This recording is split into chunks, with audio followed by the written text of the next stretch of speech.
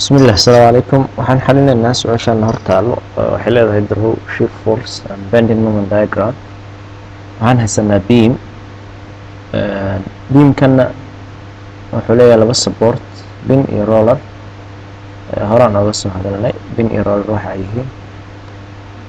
dhererkiisu waa 20 feet dhex bartanka waxaa ka saaran culays 600 pound ah halkan point d waxaa ka saaran culays moment 4,000 pound lagu dhuftay feet marka koobaad haddaad rabto shear force diagram iyo bending moment diagram SFD iyo BMD haddaad rabto inaad sawirto marka koowaad waa inaad samayso reactions waa inaad soo saarto kadib ayaad sawiri kartaa bending iyo shear force diagram marka halkan free body diagram oo beamka ayaan haysanaa halkan waa A halkan waa B forceski saarnaa waan ku sawirnay dhererkiisa waan sameynay marka forceska unknownka ay tahay inaan soo saarno reactionska ay tahay inaan soo saarno weeye inaan xadidno marka halkan point B wuxuu ka yahay roller marka waxaan rollerka wuxuu leeyahay hal force oo dhinaca y aadayso marka waan ku sawirnay by waan bixinay halkanna waa bin marka wuxuu leeyahay force dhinaca y direction aadayso ay baan ku magacaabnay sidoo kale wuxuu leeyahay force oo dhinaca x direction aadayso maadaama uu bin yahay at point A laakiin forcegaasita waa zero sababtoo wax force oo dhinaca waa x aadayo anaga kuma hayso marka aan bilowna xalka labadan force inaan soo saarno oo reactionska marka moment A waxaan ka qaadanaynaa point A marka waxaan leenahay summation of moment at A waxaan leeyahay zero kadibna waxaan leenahay by geeskan ka bilaabeynaa by forcegan ku magacaabnay waxay u jirtaa A 20 marka 20 oo ah distancega lagu dhuftay by oo ah forcegi waxaa inoo saaran marka waxaan leenahay counter clockwise ayaan ka dhiganaya positive marka by waxay aadaysaa counter clockwise ayay A ugu sameynaysaa moment hore ayaan nooga soo hadlay waxaan counter clockwise iyo clockwise sidoo kale videodii hore daawo marka moment waxaan haysanaa 4,000 dhinaca clockwise ayay aadaysaa marka waxay noqonaysaa negative لأن أفرقون وممنتي momentigan asaga distance lagu dhufanayo force unba bas distance lagu dhufanayo marka sababtoo asaga aba momentiga force lagu dhufta distance bas dhex bartanka yaala jiro asagana 600 oo pound ah marka waxaan leenahay laga jaray 600 oo pound point A wuxuu u jiraa maxay 10 lagu dhuftay 10 feet intaana waxay la egtahay 0 by marka waxa ku soo baxaysa dad calculator gelis inay la egtahay 6,000 loogu daray 4,000 oo ah 10,000 loo qaybiyo 20 kan iyo kan hadda isla baxaan waa 1,000 loo qaybiyo 2 waxa ku soo baxaya aad ugu dambeyn 5,000 oo pound marka AY baan hadda soo saarnaa waxaan soo saarnaa summation of FFY waxay la egtahay 0 marka waxaan leenahay AY waxaan leenahay kor baana noo positive waxaan leenahay AY laga jaray 600 oo ah mid force dhex bartanka loo taalo lagu daray 500 pound oo ah by aan soo saarnay xilligan 0 halkaas waxa kaga soo baxaya AY inay la egtahay maxay inay la egtahay 100 pound hadda ayaan marka sawiri karnaa maxay bending moment diagram wixii aan ku magacaabeynay iyo shear force diagramki marka halkan waxaan waxa inooga soo baxay 500 oo pound halkan waxaa inooga soo baxay 100 pound marka koobaad waa inaad beamka meesha uu ka bilaabmana waa inaad khad hoos u jeexdo free body diagramka aad sawirtay halka uu ku dhamaadana waa inaad khad hoos u jeexdo kadibna khad kala bara labadaas ayaad sameynaysaa waad sameyn kartaa kuwan guduudkeena waxay u taagan yihiin meelaha uu forceska iyo momentiga ay saaran yihiin ayaan ka dhigay marka waad sameyn kartaa kuwan ayaga waadna ka tegi kartaa wax dhibo ma laha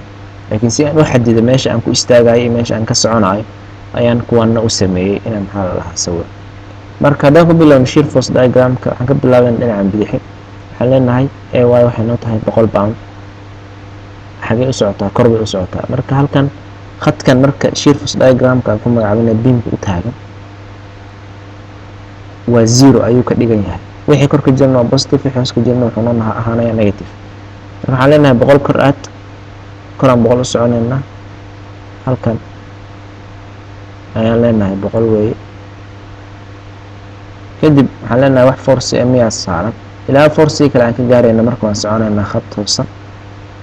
ayaan ku soconaynaa halkan ayuu forcigii 600 ah noo yaala hoos buu aadayaa marka hoos 100 baan kasoo dhaqaaqaynaa halkan aan imaanaynaa 600 haddii 100 laga jaro waxaa ku haraya 500 ayaa haddana hoos sii aadaysa 500 ayaan hoos aadayna kadib waan soo baxaynaa waan sii soconaynaa wax force oo halkan saaran ma jirto momentigan inta waxay gelaysaa bending moment diagram ay geli doontaa asaga shear force-ga shaqo kuma laha marka asagana khad toosan ayaan ku soconaynaa ilaa halkan aan ka tagno 500 marka by waxay noo tahay marka 500 pound 500 pound ayaan ku xireynaa marka kor ayaan u soconaynaa marka waa in markaad meesha aad ka soo bilowday hadhow markaad dhammaynayso shear force-ga iyo bending moment-ga labada markaad sawirayso waa in ay 0 kugu dhamaadaan haddii aysan 0 kugu dhamaanin macnaheeda waxba ka qaldan halka marka halkan waa 10 feet halkan waa 5 feet halkanna sidoo kale waa 5 feet dhererka macnaha waxaan ka hadlayaa beam sida halkan noogu qoran hadda ayaan u imaanaynaa markaan dhammeynay shearkii hadda sidaas uu noogu dhamaaday waxaa inoo soo baxday areadan tan iyo tan oo hal isku ah hadda ayaan waxaan sawiraynaa marka wixii aan ku magacawnay bending moment diagram bending moment diagramka asagana waxaan ku base gareynaynaa ama waan ka sameynaynaa shear force-ga aan sawir areadan rectangle-ka aan haysano ee dhererkeedu yahay 10 feet balaceeduna kii kor aan aadnay u ahaa 100 ayaan isku dhufanaynaa si ay nooga soo baxdo marka haddii aad shear force-ga rectangle uu kuu soo baxo momentiga wuxuu noqonayaa triangle marka ila soco 10 ku dhufo 100 0 ka kacaynaa moment sababtoo ah waxba moment kuma haysan waxaanan u kacaynaa waxaana kacaynaa 1000 kaas aan kacaynana halka rectangle buu ku yahay shear force-ga marka momentiga wuxuu noqonayaa maxay wuxuu noqonayaa rectangle waxaan leenahay 1000 ayaan halkan ayaan kor aadnay kor waxaan u aadnayna waxaan idhi wixii kor ah waa positive wixii hoos ahna waa negative khadkan ayaa 0 noo cabira hadda ayaan marka waxaan hoos aadaynaa areadan 5 feet ah dhererkeeda 500 na uu yahay balaceeda labadaas isku dhufanaynaa 2500 ayaan hoos aadaynaa hoos ayadan u soconaysa waxa ku soo baxay maxay meeqaan hoos aadaynaa waxaan aadaynaa 2500 ayaan hoos aadaynaa marka halkan moment ayaa noo saaran oo 4000 momentigan 4000 marka waxaad ku sameynaysaa sign convention waxay dhahaan baa jiro oo halkan sida ku qoran haddii beam dhexbartankiisa uu moment imaado momentiga aadaya clockwise ayaa wuxuu noqonayaa positive halkan kaleeto ee counter clockwise aadayana uu noqonayo maxay negative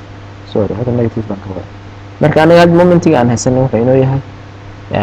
clockwise ayuu aadaya marka wuxuu noqonayaa positive macnaheedu waxay tahay taas macnaha kor baan aadayna kor baan u baxayna marka 2500 waxaad ka jartaa 4000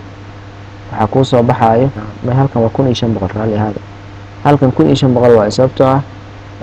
2500 dhan hoos aadnay ahayd marka 1000 baan halkan ku haysanay 1000 haddaad 2500 ka jarto 1500 ay noqonaysaa marka 4000 baan hadda kor aadayna 4000 waxaa ka jirta 1500 waxaa kuu soo baxaya maxay 2500 halkan waxay noqonaysaa maxay 2500 kadib ayada haddana 5 feet lagu dhuftay 500 oo 2500 ah ayaad hoos aadaysaa maadaama ay 0 ka hooseyso khadkeeda marka ayadana waad ku xiraysaa marka way noo soo xirmaysaa hoos ayaad aadaysaa waxaad leedahay 2500 laga jaray 2500 0 marka ku noqonaysa marka momentiga noo soo baxay asagana eriyooyinkiisi waa kuwaana sidaas ayaana ku sawirnay shear force diagram iyo bending moment diagramkii waad mahadsan tahay haddii aad darsigan ka faa'iiday saaxiibada la wadaag